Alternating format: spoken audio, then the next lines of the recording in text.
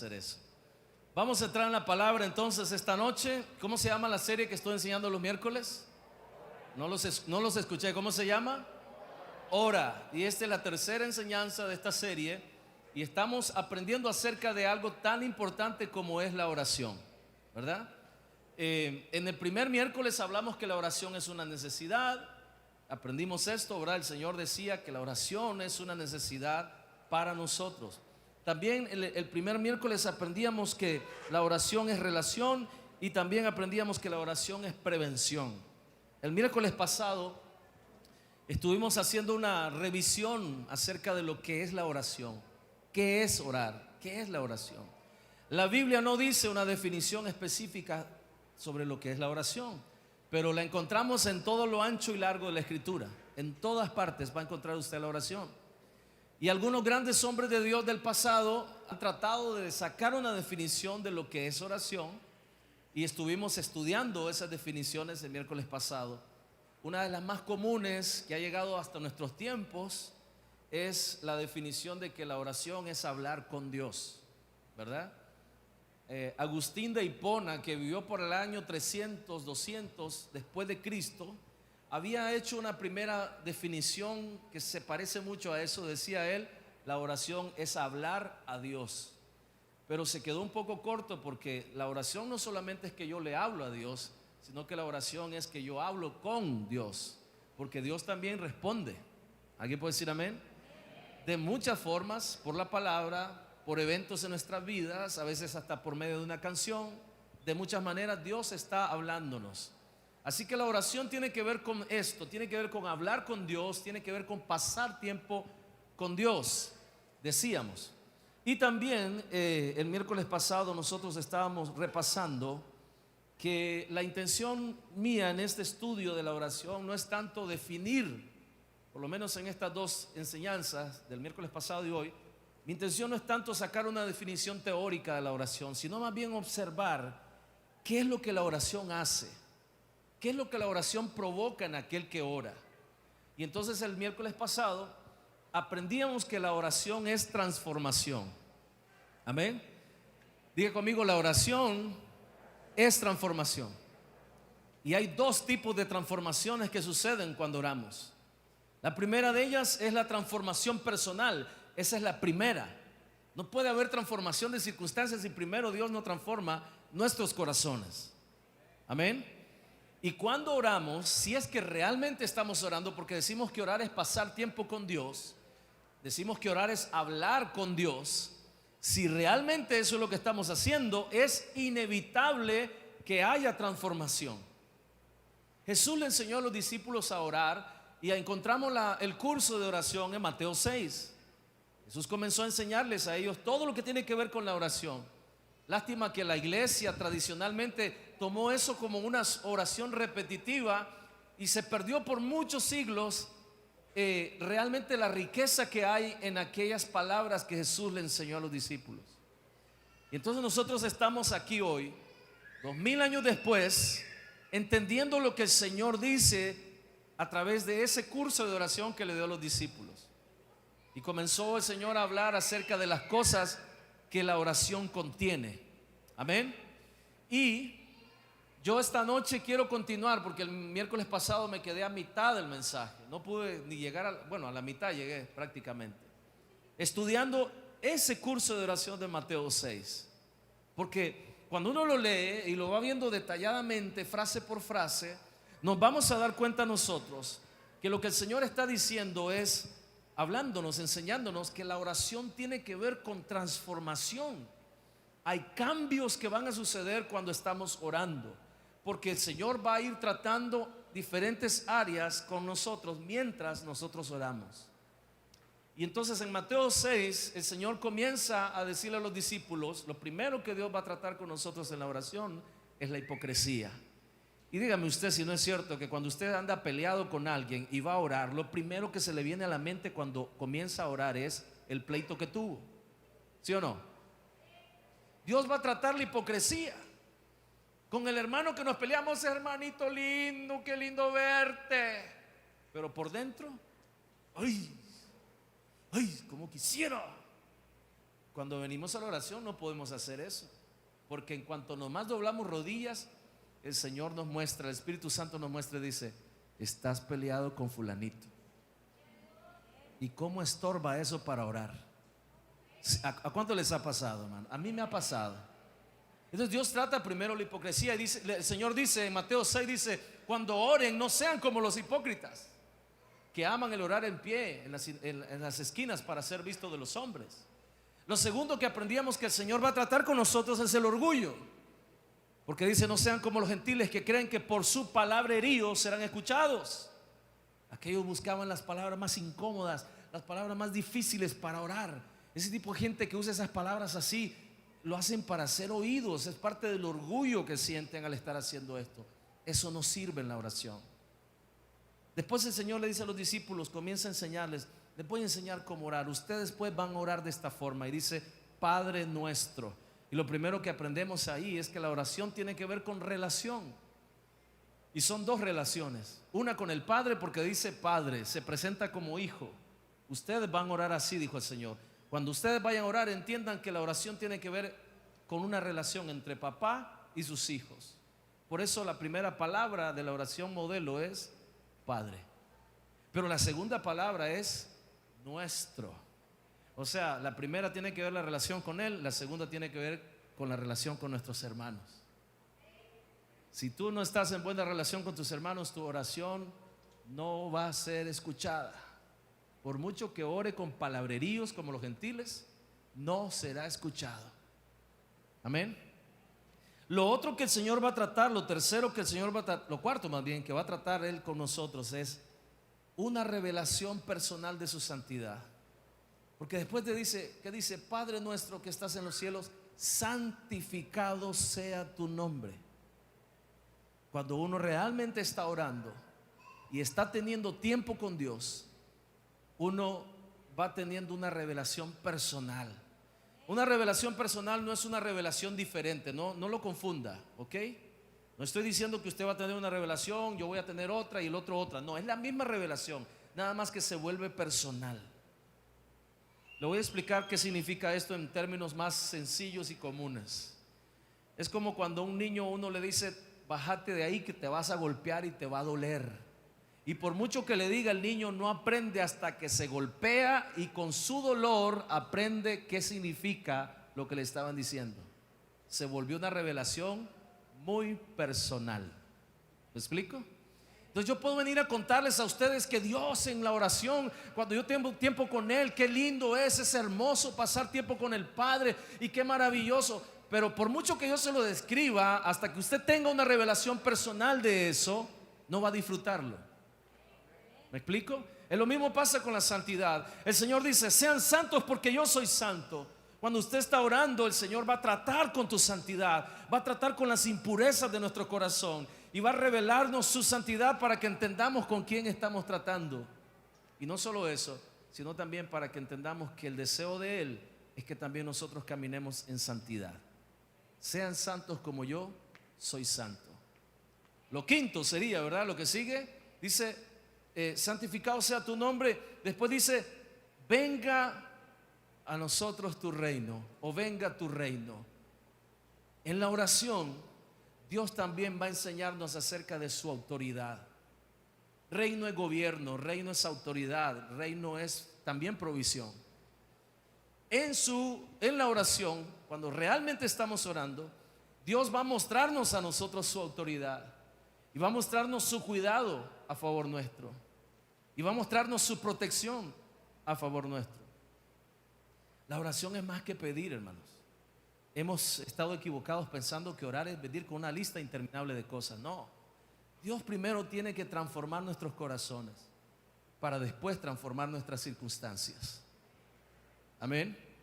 Nosotros venimos al revés, pidiéndole: cambia mis circunstancias, pero no dejamos que Él cambie nuestros corazones. Y en la oración modelo estamos viendo al Señor tratar con cada una de estas áreas para poder después transformar nuestras circunstancias. Y lo sexto que aprendíamos el miércoles pasado tiene que ver con la siguiente frase. Dice el Señor: hágase tu voluntad. Entonces aprendíamos también, y este es un punto muy importante, Cuando venimos a orar, no venimos para torcerle el brazo a Dios o para hacerlo cambiar de parecer. Dios no va a cambiar de parecer porque tú crees que tiene que cambiar de parecer.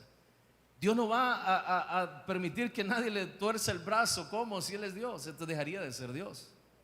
Así que ni tus lágrimas, ni tus palabreríos, ni las cosas que dices que haces para Él, ni que le restreguemos su palabra en la oración cada vez que venimos. Tu palabra dice, Padre, tu palabra promete.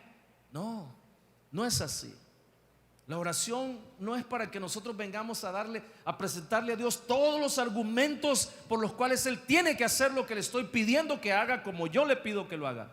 No, no, no, es al revés.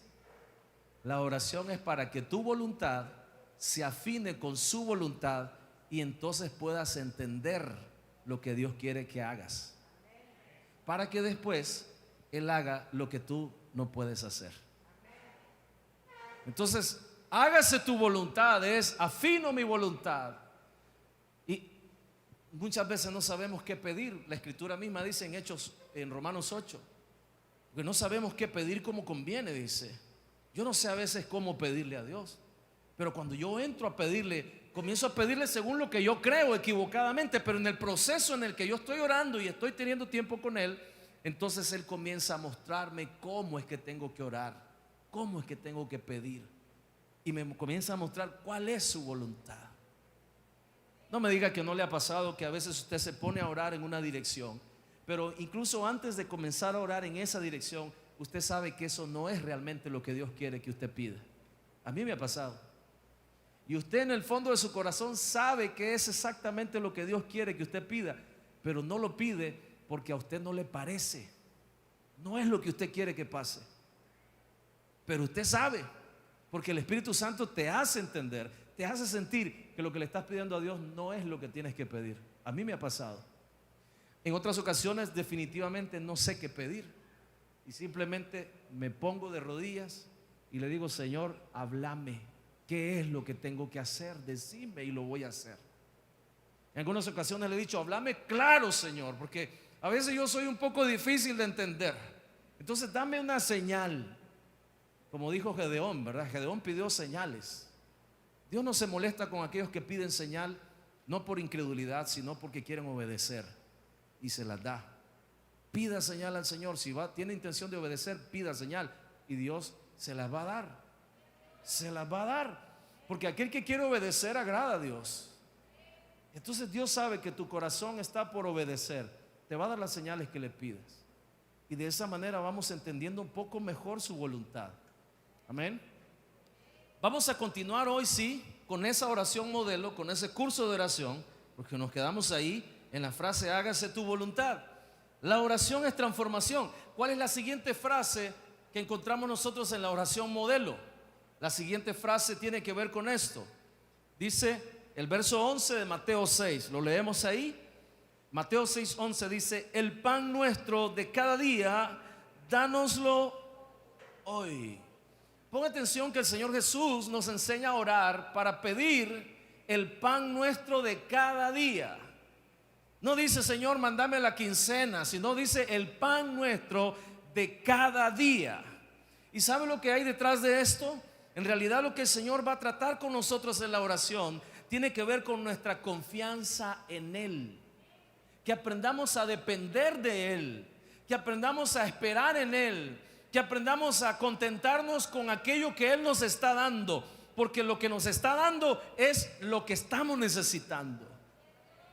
El pan nuestro de cada día. Es porque el Señor no le dijo a los discípulos, cuando vayan a orar, díganle: Padre, el pan de los 30 días que siguen, dánoslo hoy. De hecho, en el maná, cuando los israelitas anduvieron por el desierto durante 40 años, el maná era diario, y usted no podía recoger maná hoy para guardarlo para mañana, porque mañana ese maná ya estaba podrido. El único día que sí el maná resistía 2 días era el viernes por la noche. Ese maná que se recogía ahí el viernes aguantaba hasta el domingo, porque el sábado no había maná, era el día de reposo. Pero ya lo que Dios había provisto el viernes ajustaba para el domingo y no se podría. Pero si un martes guardaba para miércoles, amanecía podrido. Porque lo que encontramos nosotros aquí es aprender a depender de Dios y aprender a entender las temporadas de Dios. ¿Me estoy explicando, hermanos? Dios tiene la provisión para cada una de tus temporadas. Si ahora mismo estás pasando por una temporada de escasez, Dios tiene la provisión para esta temporada y la tiene todos los días. Si estás en una temporada de abundancia, Dios tiene la provisión para este día y la tiene para cada día. Y lo que Él nos está enseñando es: dependan de mí. Por eso el pan nuestro de cada día, dánoslo hoy. En la oración vamos a tener que aprender a depender de Él y a esperar en sus tiempos, que es lo más difícil que hay. Porque yo no sé si a usted le ha pasado, pero a mí me ha pasado que yo oro y a veces estoy urgido. Tengo el cobro ahí detrás de mí, me están gestionando para que pague. Y Dios, por favor, apúrate. Y Dios, de lo más relax, como que, ¿me explico? Pero después, cuando salgo de la crisis, me doy cuenta, por eso fue que Dios no proveyó en ese momento, sino hasta ahora. ¿Me estoy explicando? Entonces, en la oración, cuando estamos pidiendo a Dios que supla una necesidad, vamos a tener que aprender a esperar y confiar en Él, en su provisión y en sus tiempos. El pan nuestro de cada día, dánoslo, ¿cuándo? Hoy, no mañana, hoy. Y danos el pan para hoy, no para toda la semana, no para todo el mes, sino hoy. Porque el pan de hoy ya no sirve para mañana. Mañana necesito otra vez orar para depender de Él. Es que sabe, a veces es la única forma en cómo Dios puede tener nuestra atención. Por eso nos da lo necesario para que mañana tengamos que venir a pedirle otra vez y poder estar en comunión con Él una vez más. Si Él nos da por 30 días, ¿sabe cuándo te va a volver a ver la cara? Ya sabe, ¿verdad? Cuando se le acabe, porque así somos. Así que en la oración Dios va a tratar también con nuestra necesidad de Él. Esta que viene yo hubiera querido borrarla, pero no se puede. Mateo 6:12. Y viera qué central que es. Es central, dice: y perdona nuestras deudas como también nosotros perdonamos a nuestros deudores. Esta parte de la oración es central. Diga conmigo: central. Tu oración no va a ser escuchada. Escuche lo que le voy a decir ahora. No va a ser escuchada tu oración si tú tienes algo contra alguien. En serio se lo digo. No se lo estoy diciendo nada más así como para que suene bonito. No. Así como se lo estoy diciendo, así es. Mire lo que dice ahí mismo, Mateo 6. Esto no estaba en el bosquejo, pero me estoy acordando ahorita. Mateo capítulo 6, en el verso 15. Verso 15. O más bien 14 y 15 leamos. 14 y 15. Porque si perdonáis a los hombres sus ofensas, os perdonará también vuestro Padre Celestial. Mas si no perdonáis a los hombres sus ofensas, tampoco vuestro Padre Celestial os perdonará vuestras ofensas. Eso está inmediatamente al terminar el Señor de enseñar sobre oración. Y lo que acabamos de leer ahora mismo es parte de la enseñanza de la oración. Cuando ustedes vayan a orar, dice el Señor, díganle al Padre: perdona nuestras deudas como también nosotros hemos perdonado a nuestros deudores. Y no está hablando de plata, no, está hablando de perdón por ofensas. Amén. Nuestra oración no va a ser escuchada si no perdonamos. Y usted la puede acomodar como usted quiera, pero la verdad es esta. Usted puede tener su opinión. El domingo pasado dije algo que es una verdad del tamaño de una catedral. Todos tenemos derecho a opinar sobre cualquier tema, pero la verdad es propiedad exclusiva de Dios. No hay vuelta. Y la verdad sobre la oración es que si tú no perdonas, no se te oye. Usted lo puede acomodar como usted quiera. Me parece injusto. Es tu opinión, pero la verdad es que si tú no perdonas, Dios no va a escuchar tu oración. Te pueden salir callos en las rodillas. Puede ser el que más ora de todos, pero si hay algo en nuestros corazones, Dios no va a escuchar la oración. Por eso tenemos que cuidar eso. Y la forma de resolver ese asunto solo es una. ¿Sabe cuál es? Perdonando. Es la única manera. Perdonando. Y entonces tu oración será escuchada. Pero el perdón es central.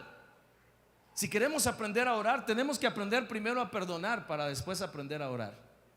Porque de lo contrario no estamos haciendo nada. Por eso le dije que me hubiera gustado borrarla, pero como yo no fui el que dijo eso y no tengo autoridad para hacerlo, más bien estoy obligado a cumplirlo también. Amén. Lo tercero esta noche que dice la oración modelo, en el verso 13 dice: y no nos metas en tentación, mas líbranos del mal. Dios va a tratar también en la oración, los tiempos que compartamos con Él, va a tratar con nosotros en cuanto a la dirección de nuestras vidas, en cuanto a la toma de decisiones. Lo que está diciendo aquí Jesús es básicamente lo que dice David en el Salmo 23. Señor, pastoréame, dirígeme, guíame, líbrame de la trampa del enemigo, líbrame de la trampa de la red del cazador. Lo que dice en otros salmos: líbrame de la red del cazador, líbrame de la trampa de Satanás. ¿Sabe? Esta es una oración que deberíamos de hacer todos los días. Yo trato de hacerlo todos los días, esta oración, porque a veces uno no sabe con qué cosas se va a topar en el día, con qué circunstancias vas a enfrentarte en el día. Yo trato de orar: Señor, aparte de mí todo tropiezo de mi camino, en cuanto a mi integridad física y mi integridad espiritual también y moral. Aparta toda tentación, aparta todo tropiezo. Y Señor, líbrame del mal, líbrame de los planes del enemigo. Yo en mis oraciones le digo: Padre, yo oro en esta hora, te pido que me guardes de toda mujer, de todo hombre que conozca o no conozca, que esté declarando palabras de maldición contra mí, contra mi esposa, contra mis hijos, contra la iglesia, contra el liderazgo, contra mi vida, contra mi salud. Porque las tinieblas son una realidad, hermano. Yo no sé si usted sabe. El enemigo anda buscando como león rugiente, buscando a quien devorar, dice la Escritura. Y el apóstol Pablo dice: no ignoréis las acechanzas o los planes del diablo, para que no tome ventaja sobre nosotros.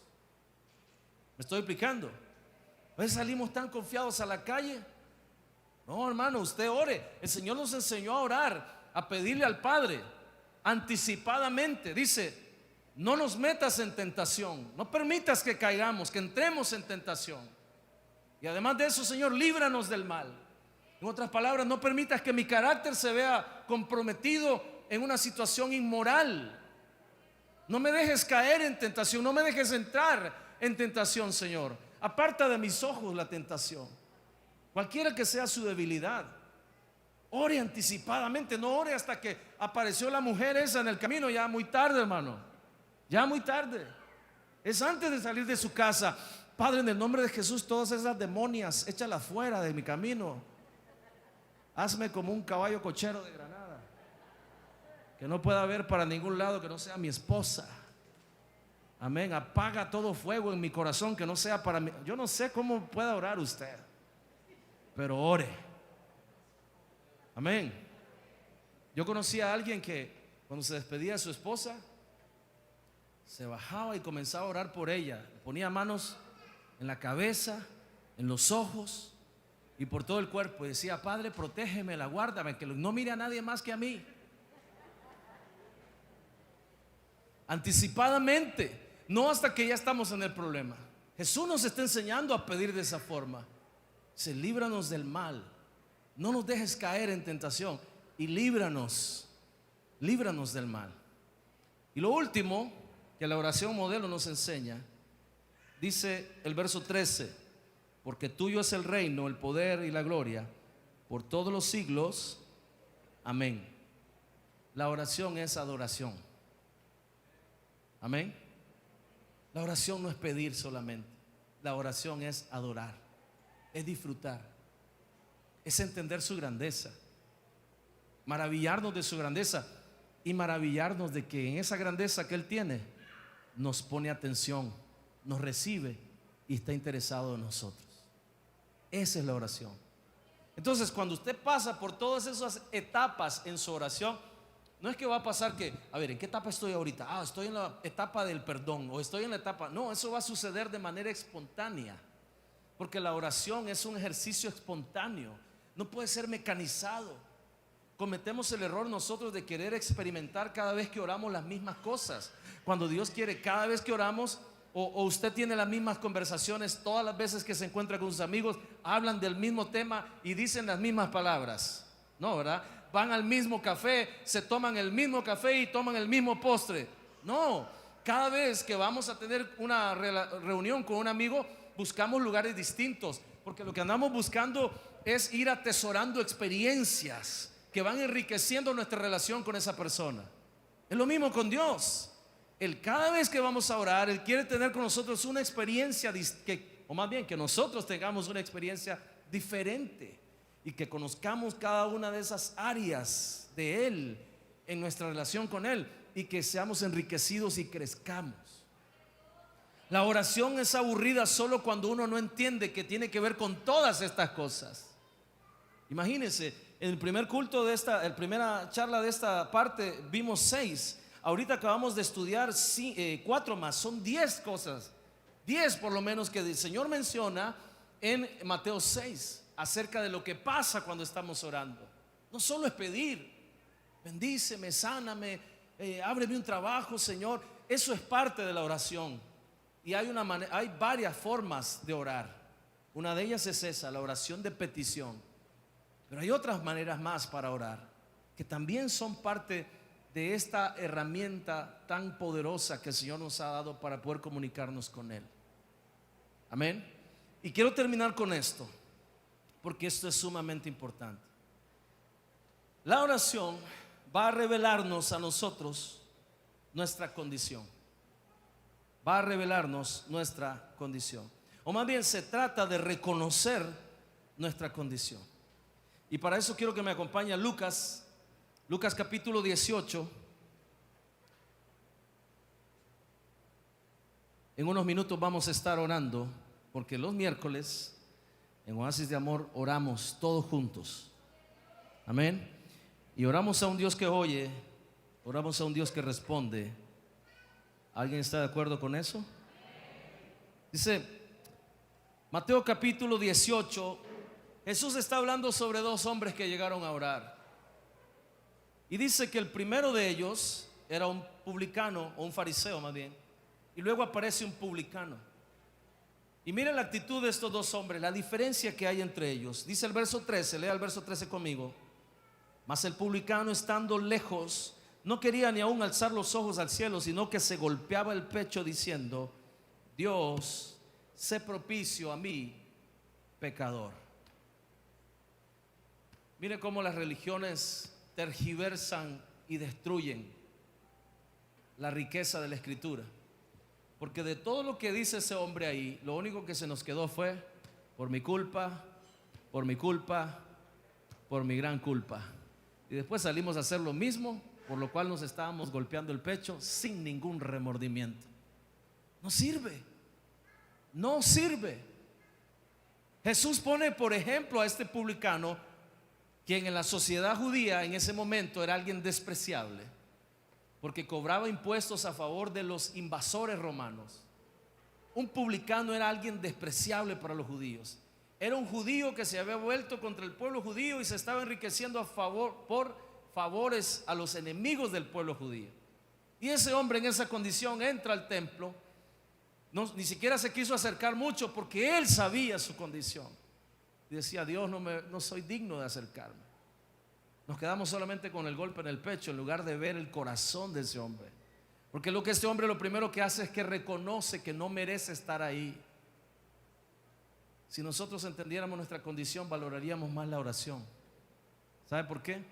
Porque no merecemos que Dios nos oiga, y a pesar de eso, Él nos oye.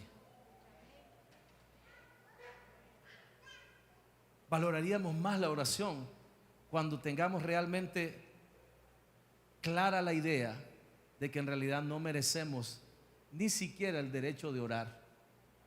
pero el Señor nos da el derecho de que le pidamos. Pidan y recibirán. Busquen y van a encontrar. Llamen que se les abrirá. ¿Merecemos eso? No merecemos. El publicano estaba claro: yo no merezco estar aquí, así que es una bendición, es una oportunidad tan grande para mí. Señor, solo te quiero pedir una cosa: sé propicio para mí, porque soy un pecador. Por el contrario, el fariseo, dice el texto, que tenía otra actitud. Leamos el verso 11. Dice el verso 11: el fariseo, puesto en pie, oraba consigo mismo de esta manera: Dios, te doy gracias porque yo no soy como los otros hombres, ladrones, injustos, adúlteros, ni aun como este publicano. Ayuno 2 veces a la semana, doy diezmo de todo lo que gano. A veces somos medio fariseos en nuestra oración, porque pensamos como que más bien Dios debería darnos gracia que tuve un chance para poder orar. No, hermanos, Dios no te necesita para nada. Dios no me necesita para nada. Soy yo el que lo necesito. Eres tú quien lo necesita. Así que eres tú quien tiene que buscar cómo orar. El que se beneficia en la oración eres tú. A Dios no le quitas ni le das absolutamente nada con venir a orar.